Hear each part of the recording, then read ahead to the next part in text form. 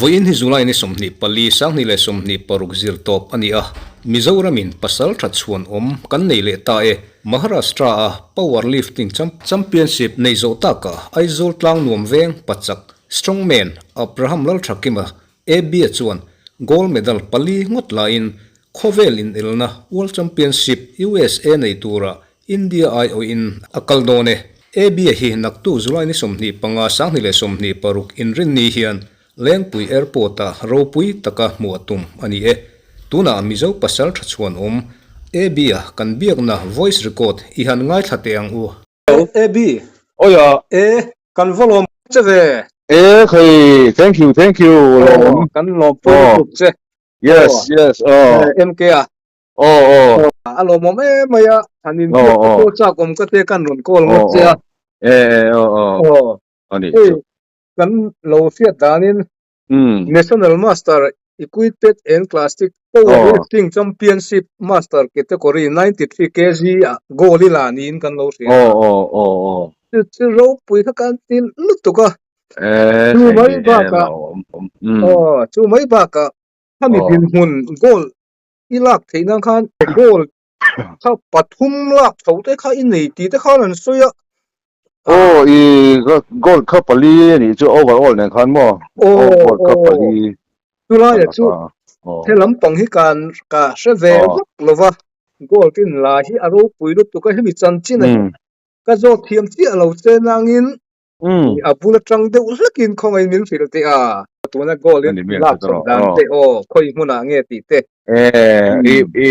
Englonia to the national championship master category khan ta mo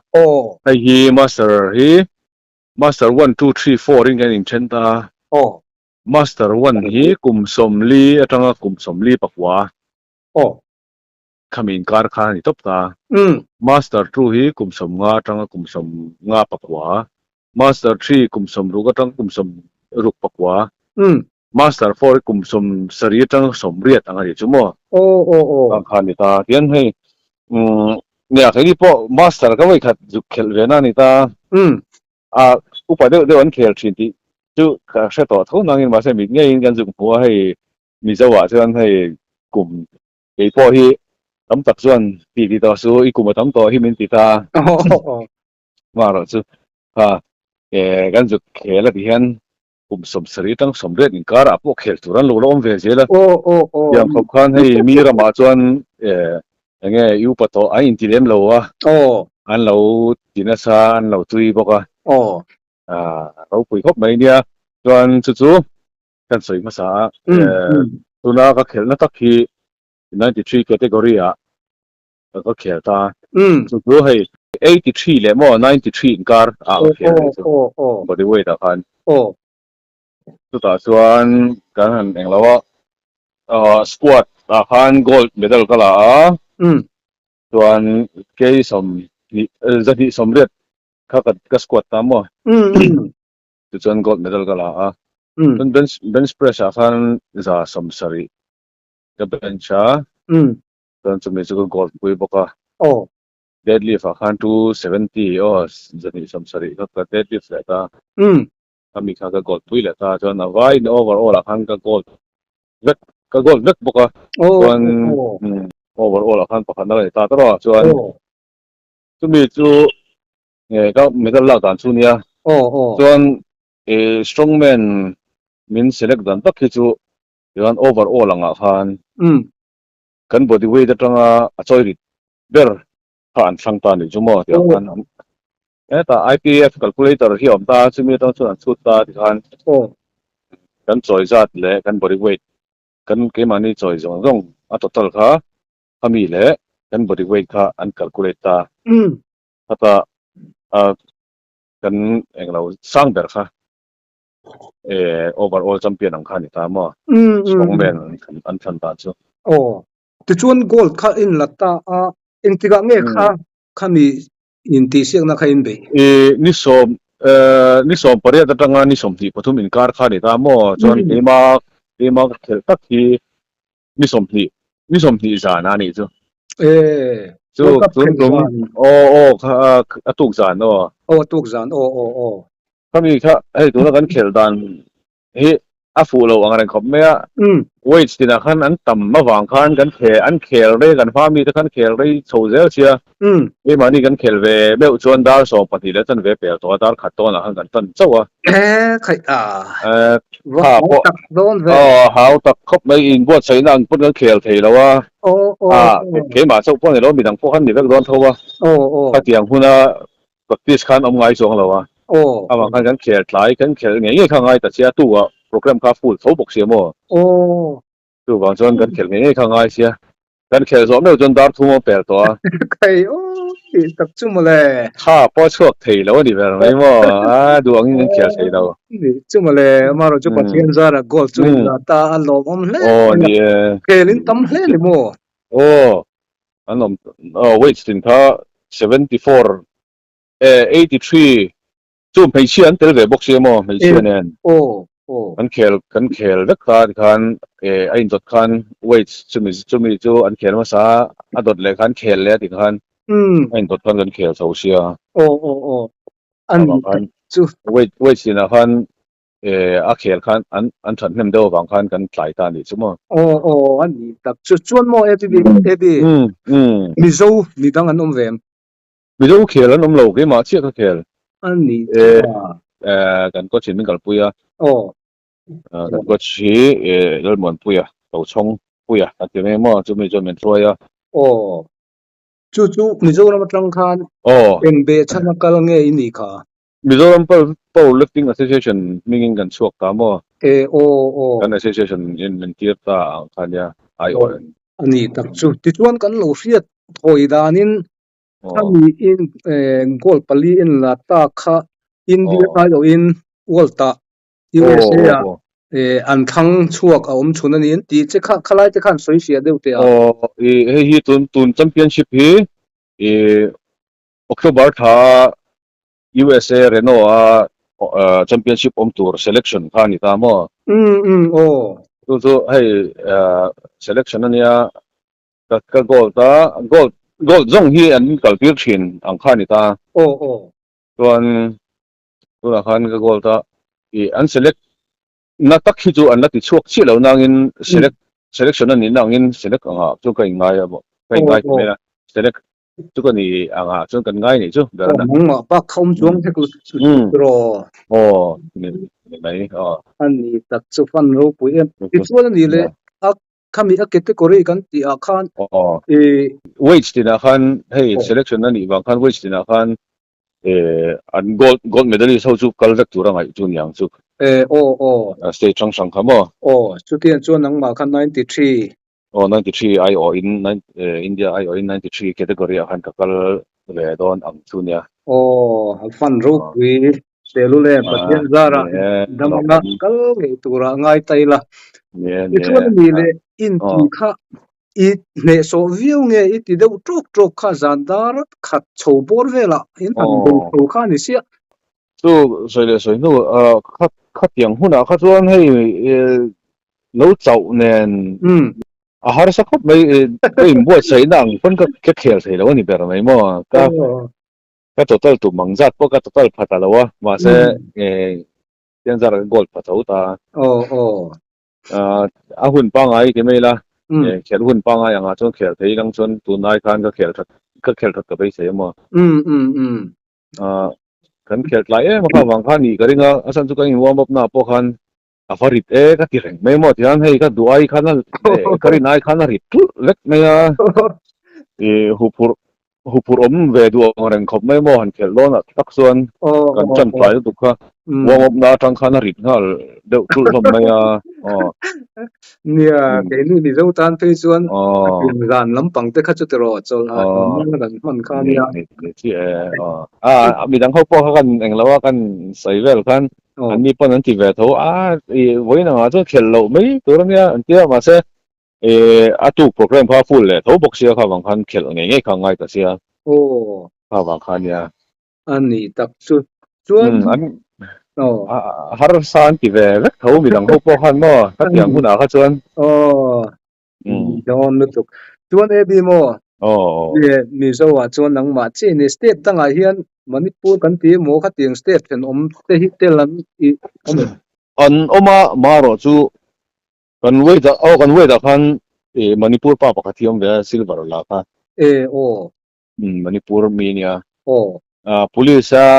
ka ju khelpui to ani heng he ni chu mania all india police mi ta po khan to khelpui khan ya mo o ka chu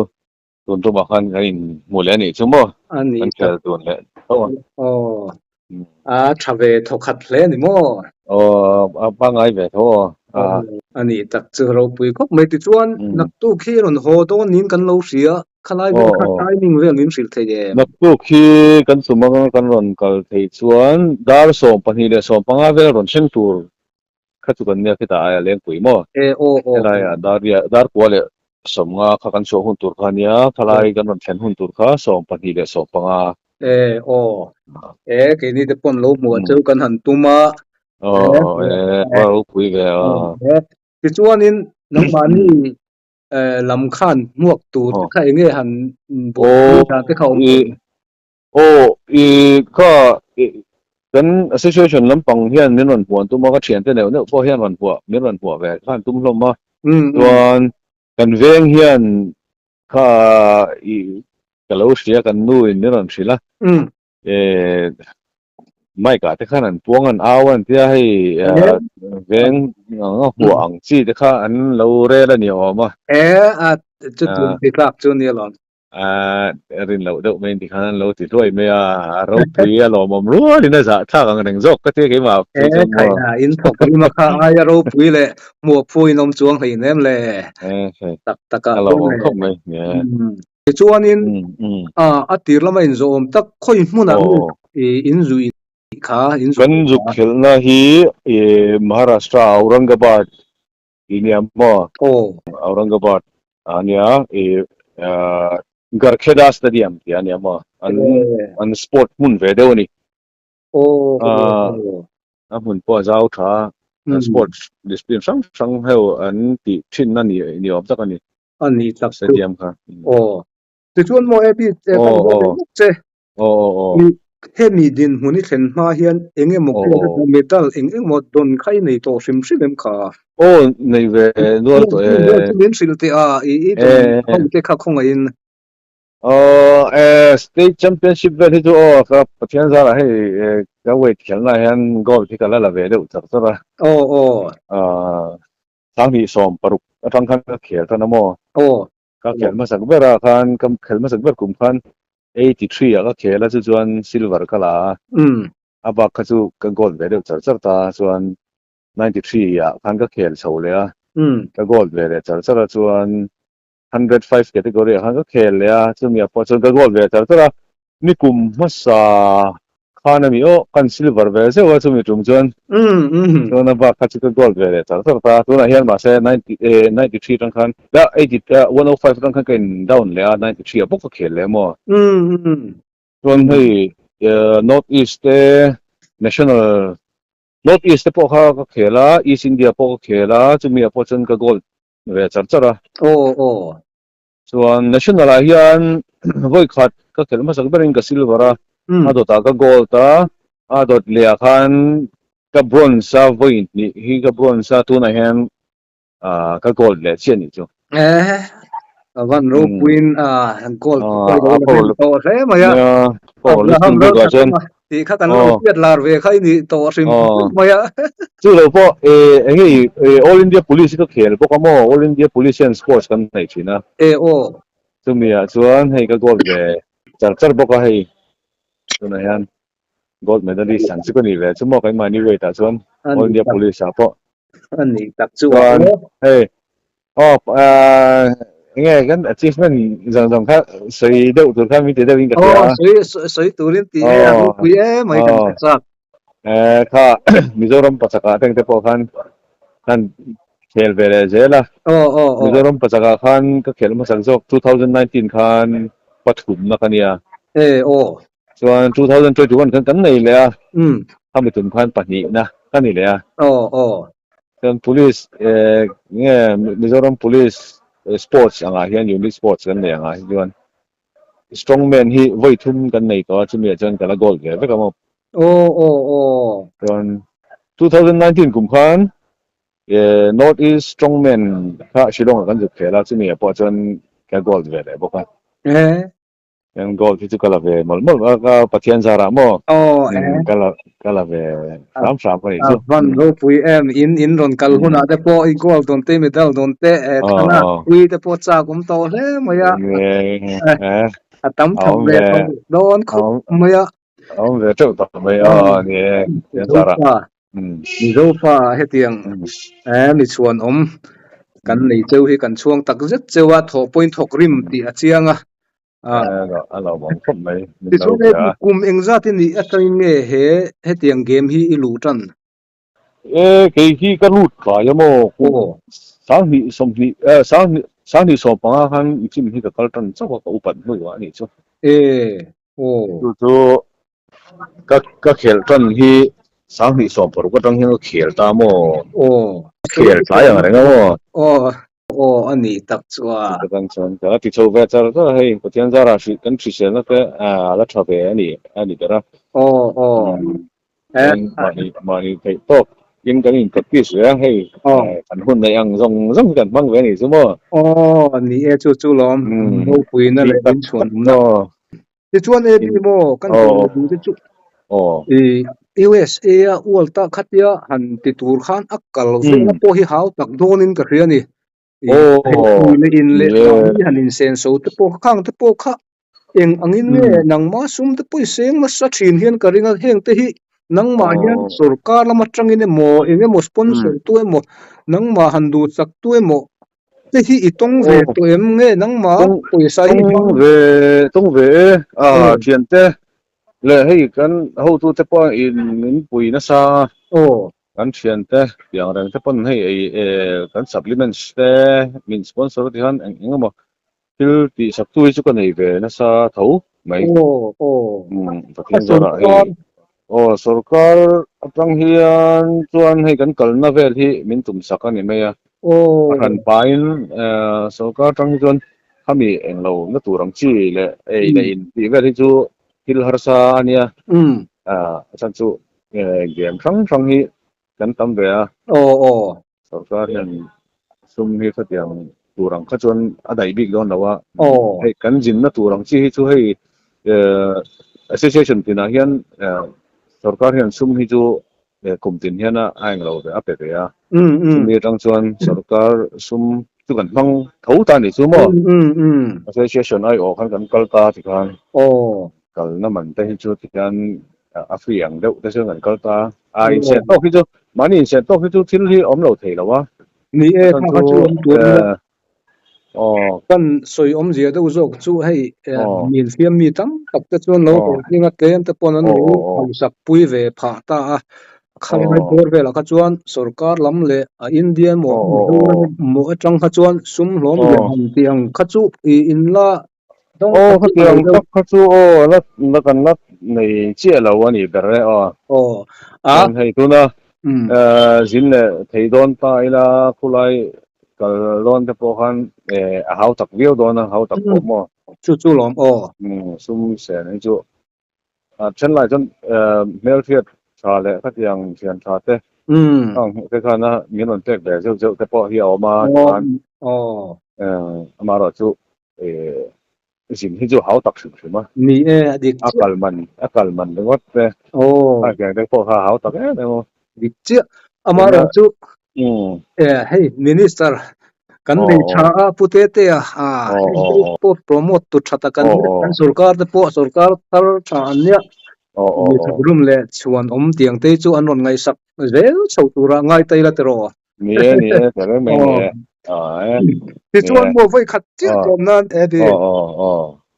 i khop hian pathian mal som nei donga in chak chowa I chung te a hian han chhun tur emo khatiang chi kha mi chak ten lo to thinem nge nang ma hian in pal de utop le kan thre phachi lo nang in hei ka pa ke hi an soi da nai chon chak ve thin tak chu ani ma ka pa po hi mo dan han se pha ve che lo nang ni soi atang chuan hei na tho na tho lama chak chi um um an piang khan ya ka pa poi mo o ani tak chu chum tu chu lo nei thowa ti chuan soya hreum lo chuanin atom na tak fit ingza da sang ngei ni ke ji som ko pathum category chuanin khela fit ingza nge nang ma khai ni le 5-8 ang ijon ka in sala 5-8 pin nga le in siria tang san mo o ani tu na wait he ka khel na khan ku ke som kwa che chiang ka dia som kwa o ani tak chu oh bia lom oma enge atom na han soi du te nei nya hei ka kal le na tura ke po hian mo chen lai chon kan zuk na chon tur te hi an tha wal chin hi chu o nikum ma an record te kan en khan an tha khom me hei kumina po khan an tournament nei te ka zuk ka lo thira ka huwa nikum ma pakhat na pa kha ala bon chho zel thawa ni po kha hukurom ve arenga apa ni na kha a video vel hi mu tur hi om bak lo pathum na pa kha chu keima lo mu da na chuan kha chu ka hukur lem lo wa ka phak ve chuan ka thia pakhat na hi chu tlem chuan a hukurom dewanga ma chu hei thei to chu ka chu ve hun te ka nei thata ka in bo sai na ka nei that chuan kha chu fight chu ka tum to chuan ni me a thei to pe khan chuanga ami tan khan hei cái po mà ni in sen so hi turu ve tu ga ai le in dong dong nen chung ko pa lo ni to chan fa ka lo nei ve du chan mo hao tak ve du khop mai ani to ama chu Mizoram chu Christian ram kanya ni kan trong trai pu yang chou nga Mizoram ni chu kha poi mo kha kan jara ni kha kal thei ni chuan lo cham ma ho ka tum lem lo wa thei ka pa chuanga dai ram kan ram mina min be sei na ang kha an a thaber chu ka zuk niang ka ti thei lo ma ro chu ho cham ka tum lem lo ni chu mo ke to pa chuang ka ti ni chu aro pu chu pathian zara indamanga Mizoram puin kan han trong trai pui ang chou nga pathian na ro pui po lo lang tura ngai la pathian zara lo fisel la lo dam la e tur pon du sakna kan hlan chia zanna hun chep takara an bi se kan han nei the kan lom khup maya hei po ka lom na to ka ikal hen tura du sakna kan hlan che nak tu po taka dam taka hlim taka ron theng turin du sakna kan hlan che ole ka lom na to ka